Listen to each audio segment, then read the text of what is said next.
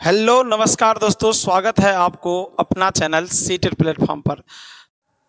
Hello नमस्कार साथियों, मैं राधे श्याम कुमार स्वागत करते हैं आपको आपके यूट्यूब चैनल सीटेड प्लेटफॉर्म में। दोस्तों, उम्मीद है कि आप लोग बढ़िया होंगे, मस्त होंगे, ज़बरदस्त होंगे। तो पुनः हम आप लोगों के बीच एक नया वीडियो के साथ उपस्थित हुए हैं जो अंतर्राष्ट्रीय संगठन से संबंधित है। ठीक, आइए हम लोग बिना समय को गवाए हुए कुछ अंतर्राष्ट्रीय संगठन के बारे में विस्तार से जानकारी लेते हैं। तो समय को बिना गवाए हुए आइए टॉपिक पर आइए। चलिए, आज का जो टॉपिक है, हेलो, आज हम लोग अंतर्राष्ट्रीय संगठन में एडीबी, आज अंतर्राष्ट्रीय संगठन में पहला हम लोग देखेंगे एडीबी के बारे में, एशियाई विकास बैंक।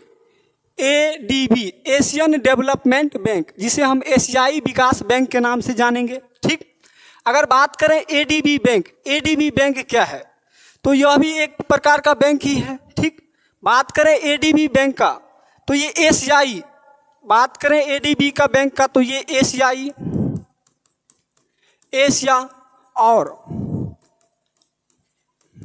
प्रशांत के क्षेत्र में, एशिया और प्रशांत के क्षेत्र में विकास को बढ़ावा देने के लिए बनाया गया एक बैंक है। बात करें एडीबी बैंक का तो ये बैंक विकासशील देशों को, कौन से देशों को, ये बैंक विकासशील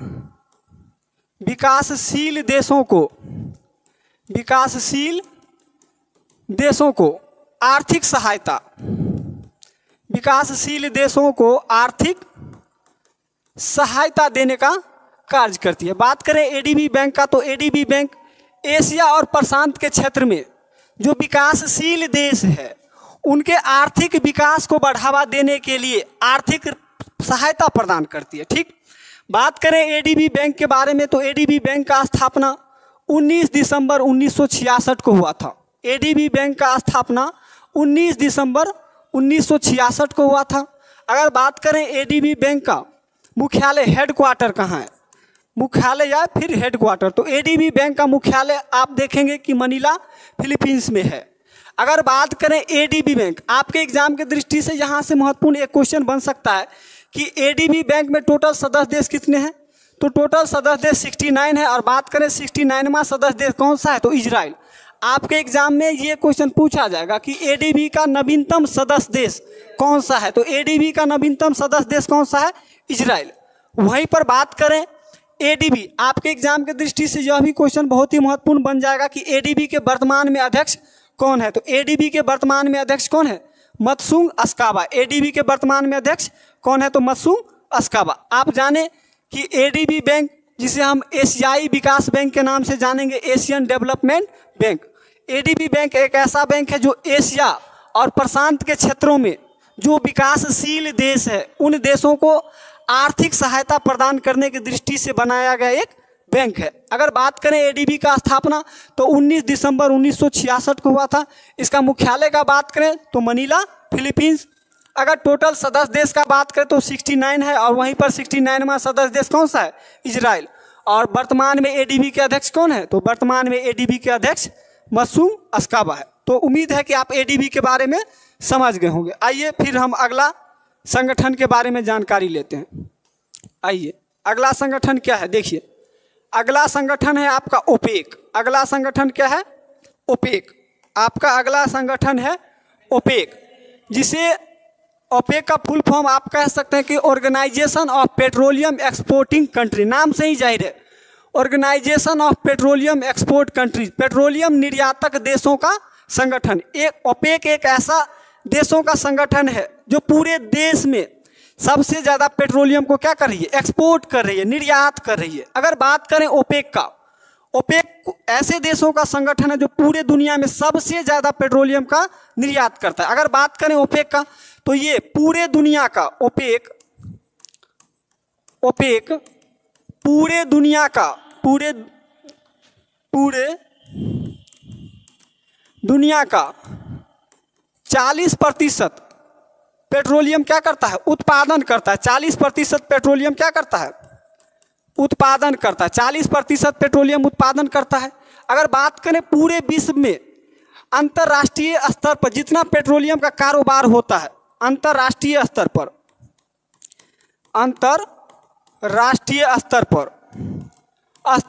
अंतर्राष्ट्रीय स्तर पर जितने भी पेट्रोलियम का कारोबार होता है उसमें से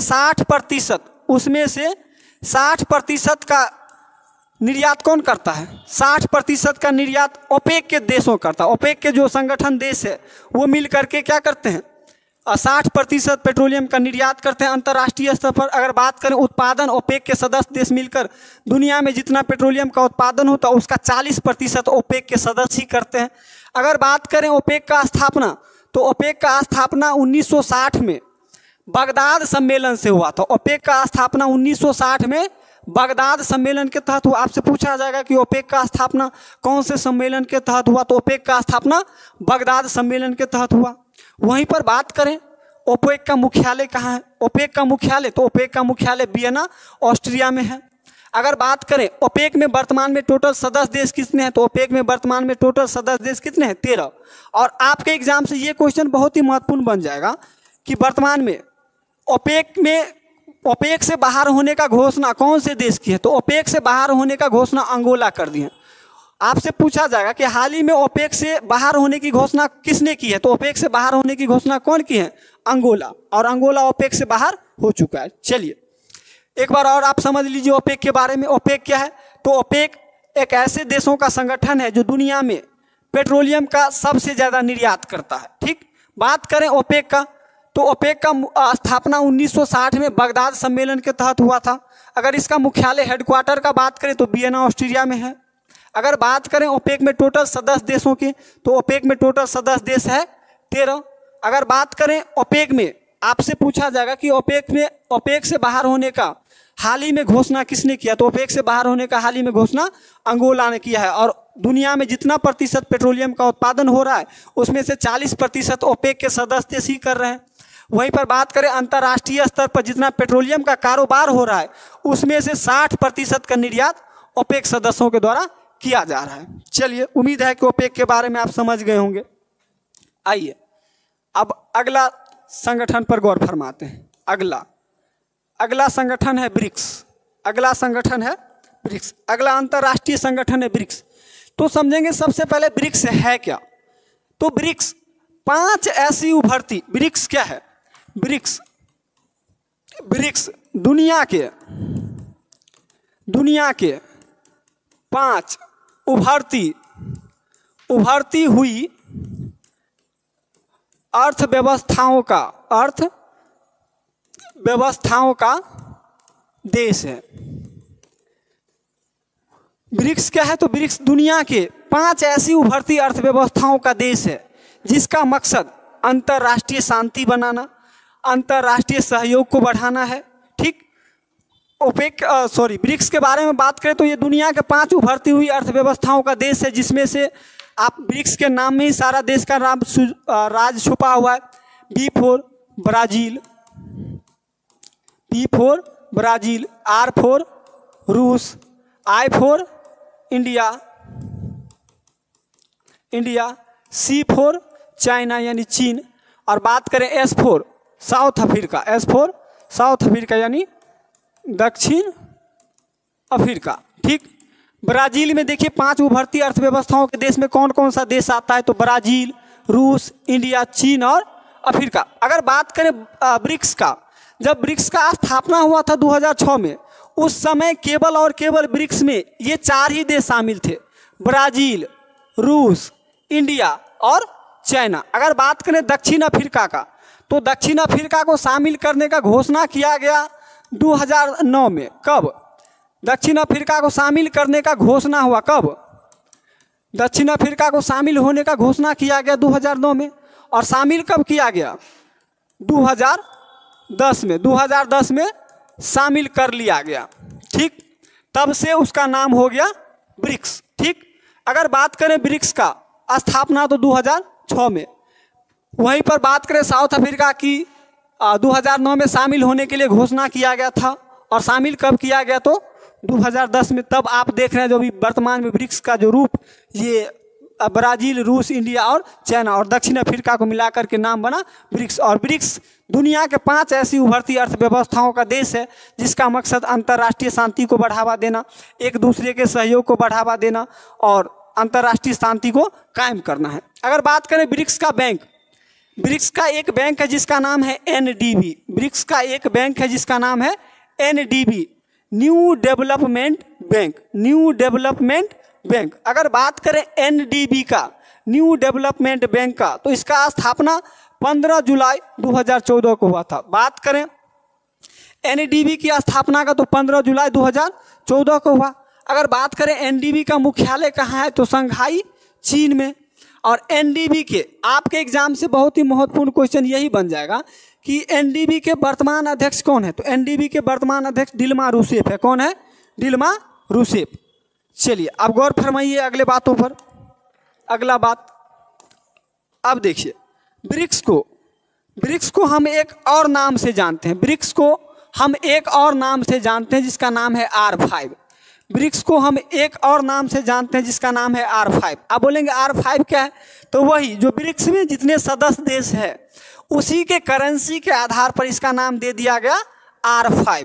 ब्रिक्स में जितने भी देश है उसी के करेंसी के आधार पर इसका नाम क्या दे दिया गया? R5। अगर बात करें ब्रिक्स में कौन कौन सा देश शामिल है तो ब्राज़ील, रूस, इंडिया, चाइना, चीन और दक्षिण अफ्रीका। दक्षिण अफ्रीका। बात करें R5 में ब्राज़ील, तो ब्राज़ील की करेंसी क्या है? ब्राज़ील की करेंसी है रियाल। वहीं पर बात करें रूस की करेंसी क्या है, तो रूस की करेंसी है रूबल। इंडिया की करेंसी का बात करें तो इंडिया की करेंसी आपको पता है कि रुपया है। वहीं पर बात करें चीन की करेंसी, तो चीन की करेंसी रेमेनबी है, रेमेनबी है। वहीं पर बात करें साउथ अफ्रीका की करेंसी, तो साउथ अफ्रीका की करेंसी रेंड है। आप देख लीजिए चारों का पांचों आर से शुरू हो रहा है, रियाल, रूबल, रुपया, रेमेनबी और रेंड। इसीलिए हम ब्रिक्स को एक अन्य नाम R5 के नाम से भी जानते हैं। ठीक, अगर बात करें आपके एग्जाम में सबसे महत्वपूर्ण क्वेश्चन यही बन जाएगा कि 2024 में ब्रिक्स का सम्मेलन कहाँ हुआ है, तो 2024 में ब्रिक्स का सम्मेलन कहाँ हुआ है? रूस में। रूस का एक शहर है कजान, रूस का एक शहर है कजान। रूस के कजान शहर में, रूस के कजान शहर में 2024 में ब्रिक्स का सम्मेलन हुआ है। और सबसे महत्वपूर्ण क्वेश्चन ये कि 2024 में ब्रिक्स में कौन कौन से देश को शामिल करने की घोषणा हुए थे, तो बता दें कि ब्रिक्स में 2024 में ब्रिक्स में 6 नए देशों को शामिल करने की घोषणा हुआ था, लेकिन हुआ 5 ही देश शामिल, 6 नया देश शामिल, जिसमें से बता दें आपको मिस्र, सऊदी अरब, ईरान, इथियोपिया, UAE, ये 5 देश है। और एक अर्जेंटीना को भी शामिल करने की घोषणा हुआ था, लेकिन इसमें 5 देश ही शामिल हो पाए और अर्जेंटीना ने क्या कर दिया? ब्रिक्स में शामिल होने से मना कर दिया। आपसे पूछा जाएगा कि 2024 में ब्रिक्स में शामिल होने करने की कितने देशों की घोषणा हुई है, तो 6 देशों की घोषणा हुआ था। मना किसने कर दिया, तो मना अर्जेंटीना ने कर दिया। शामिल कौन कौन सा देश हुआ, तो मिस्र, सऊदी अरब, ईरान, इथियोपिया और UAE। वहीं पर बात करें ब्रिक्स में शामिल होने से मना किसने किया, तो ब्रिक्स में शामिल होने से मना किसने कर दिया है? अर्जेंटीना ने। ठीक, उम्मीद है कि ब्रिक्स के बारे में आप समझ गए होंगे। आइए एक बार पुनः रिकॉल करते हैं ब्रिक्स के बारे में। आपको बताएं कि ब्रिक्स दुनिया के 5 ऐसी उभरती अर्थव्यवस्थाओं का संगठन है। दुनिया की 5 उभरती अर्थव्यवस्थाओं का एक देश है, जिसमें से ब्राज़ील, रूस, इंडिया, चाइना और साउथ अफ्रीका आता है। ब्राज़ील, रूस, इंडिया, चाइना और साउथ अफ्रीका। अगर बात करें ब्राज़ील का स्थापना हुआ था 2006 में, और ब्राज़ील में ये जो साउथ अफ्रीका देख रहे हैं इसके स्थापना होने की घोषणा हुआ था 9 में, लेकिन शामिल कब किया गया, तो 2010 में, तब जाकर के इसका पूर्ण नाम अभी जो देख रहे हैं ब्रिक्स वो बना। अगर बात करें ब्रिक्स में, तो ब्रिक्स का एक बैंक है जिसका नाम है एनडीबी, और एनडीबी के जो स्थापना हुआ था वो 15 जुलाई 2014 को एनडीबी का स्थापना हुआ। अगर एनडीबी का हेडक्वार्टर का बात करें तो शंघाई, चीन। एनडीबी के वर्तमान में अध्यक्ष का बात करें तो दिल्मा रूसेफ। और एक चीज़ और देखें कि ब्रिक्स को एक और अलग नाम से हम जानते हैं जिसका नाम है R5, और R5 इसके करेंसी के आधार पर दिया गया था, वो तो आप देख ही लिए थे। और एक चीज़ अगला देखें कि ब्रिक्स का 2024 में सम्मेलन रूस के कजान शहर में हुआ है, जहां पर 6 नए सदस्य देशों की शामिल करने की घोषणा हुआ था, जिसमें से अर्जेंटीना ने मना कर दिया। और शामिल कौन कौन सा देश हुआ, तो मिस्र, सऊदी अरब, ईरान, इथोपिया और यूएई शामिल हुआ, और एक देश ने मना कर दिया, उसका नाम था अर्जेंटीना। चलिए अगला अंतर्राष्ट्रीय संगठन है यूनेस्को। अगला अंतर्राष्ट्रीय संगठन है यूनेस्को। ये यूनेस्को आपके एग्जाम के दृष्टि से बहुत ही महत्वपूर्ण है। यहाँ से भर भर कर क्वेश्चन आता है, आप गौर फरमाएंगे इस पर, एक एक बातों को आराम से सुनेंगे और सीखेंगे। यहाँ से आपके एग्जाम में बहुत सारे क्वेश्चन बनते हैं। ठीक, अगला अंतर्राष्ट्रीय संगठन है यूनेस्को। अगर बात करें यूनेस्को का फुल फॉर्म, तो यूनेस्को का फुल फॉर्म है United Nations Educational, Scientific and Cultural Organization. अगर बात करें हिंदी में तो संयुक्त राष्ट्र शैक्षणिक, वैज्ञानिक और सांस्कृतिक संगठन। यूनेस्को एक ऐसा अंतर्राष्ट्रीय संगठन है, यूनेस्को एक ऐसा अंतर्राष्ट्रीय संगठन है जिसका मकसद शिक्षा, संस्कृति, विज्ञान, संचार तकनीक के माध्यम से शांति को बढ़ावा देना। यूनेस्को एक ऐसा अंतर्राष्ट्रीय संगठन है जिसका मकसद है शिक्षा, संस्कृति, विज्ञान, संचार तकनीक, इन सब के जरिए अंतर्राष्ट्रीय शांति और संस्कृति को बढ़ावा देना। ठीक, अगर बात करें यूनेस्को का स्थापना 16 नवंबर 1945 को हुआ। यूनेस्को का स्थापना 16 नवंबर 1945 को हुआ। अगर बात करें यूनेस्को में भारत कब शामिल हुआ, तो यूनेस्को में भारत कब शामिल हुआ, 1946 में शामिल हुआ। यूनेस्को में भारत कब शामिल हुआ, तो 1946 में शामिल हुआ। अगर बात करें यूनेस्को का हेडक्वार्टर, मुख्यालय कहाँ है, तो यूनेस्को का मुख्यालय कहाँ है, पेरिस, फ्रांस में। यूनेस्को का मुख्यालय कहाँ है, पेरिस, फ्रांस में। और यूनेस्को अपने सूची में ऐसे स्थलों को जोड़ता है जो ऐतिहासिक, यूनेस्को अपने सूची में ऐसे स्थल को जोड़ता है जो ऐतिहासिक और प्राकृतिक और शैक्षणिक, ऐतिहासिक, प्राकृतिक और शैक्षणिक, सांस्कृतिक, इन सब दृष्टि से जो स्थान बहुत ही महत्वपूर्ण होता है, उन सब स्थानों को यूनेस्को अपने साइट में जोड़ता है। जो स्थान ऐतिहासिक, प्राकृतिक, शैक्षणिक या फिर सांस्कृतिक दृष्टि से बहुत ही महत्वपूर्ण होता है, ऐसे स्थलों को यूनेस्को अपने साइट में शामिल करता है। ठीक, और बात करें यूनेस्को का, तो आपसे पूछा जाएगा कि यूनेस्को का मुख्यालय कहाँ है, तो पेरिस, फ्रांस। यूनेस्को का स्थापना कब हुआ, तो 16 नवंबर 1945। और यूनेस्को में भारत कब शामिल हुआ, तो 1946 को। और अभी टोटल यूनेस्को में कुल सदस्य देश कितने हैं, तो 195। यूनेस्को में टोटल कितने सदस्य देश है, 195। और बात करें यूनेस्को के वर्तमान में महानिदेशक कौन है, आपसे ये पूछा जाएगा करंट के तौर पे कि यूनेस्को के वर्तमान महानिदेशक कौन है, तो आंद्रे ओजेले। यूनेस्को का वर्तमान महानिदेशक कौन है, तो आंद्रे ओजेले। अब आइए यूनेस्को से संबंधित कुछ और बातें जानते हैं। आइए, आपको अभी जस्ट बताए हैं कि यूनेस्को ऐसे स्थलों को अपने सूची में जोड़ता है जो ऐतिहासिक, सांस्कृतिक, शैक्षणिक, प्राकृतिक, इन सब दृष्टि से महत्वपूर्ण होता है। ऐसे स्थलों को यूनेस्को अपने सूची में शामिल करता है। तो आपको बता दें कि पूरे विश्व में सबसे ज़्यादा यूनेस्को के सूची में शामिल स्थल कौन से देश का है। पूरे विश्व में यूनेस्को के सूची में शामिल स्थल कौन से देश का है, तो पूरे विश्व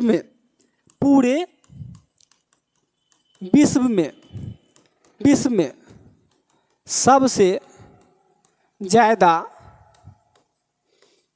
यूनेस्को स्थल, पूरे विश्व में सबसे ज़्यादा यूनेस्को स्थल कौन से देश का है?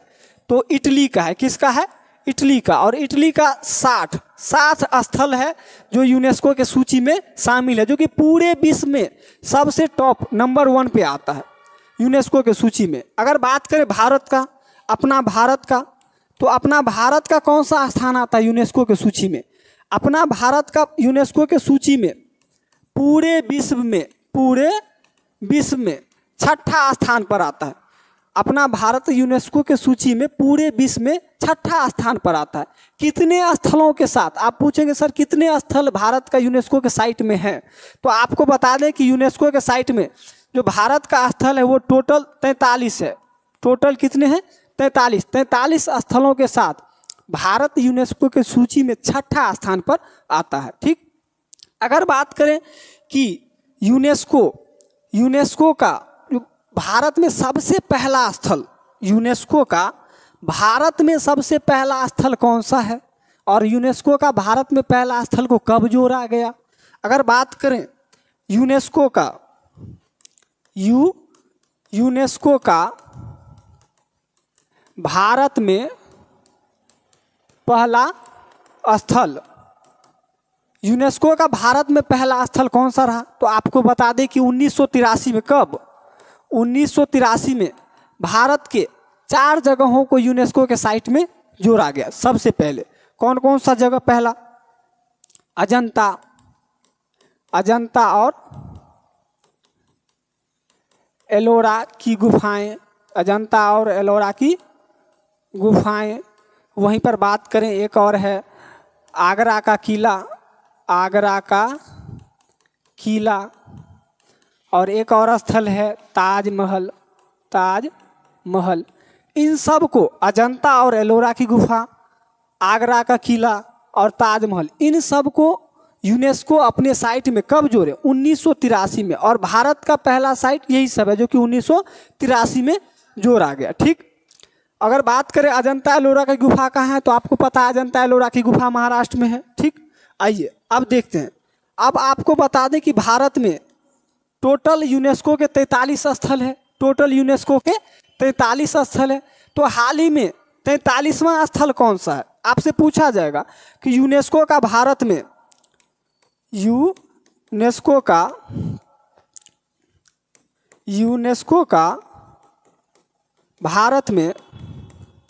भारत में नवीनतम स्थल, यूनेस्को का भारत में नवीनतम स्थल कौन सा है? तो वही 43वां क्रम का 43वां वही है मोईदम। 43वां क्या है? मोईदम। और ये मोईदम क्या है? ये मोईदम असम का है। असम के एक साम्राज्य है। आपको बता दें कि असम में एक अहोम साम्राज्य है। कौन सा साम्राज्य? अहोम साम्राज्य।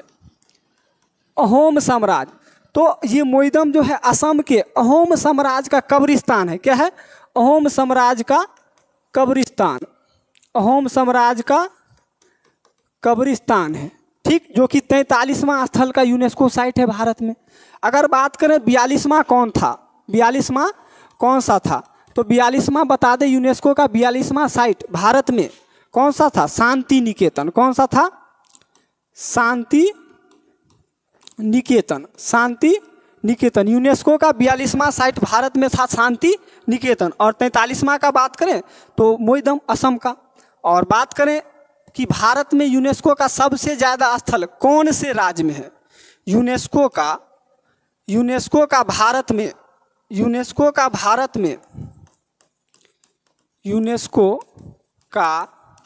भारत में सबसे ज़्यादा स्थल वाला राज्य।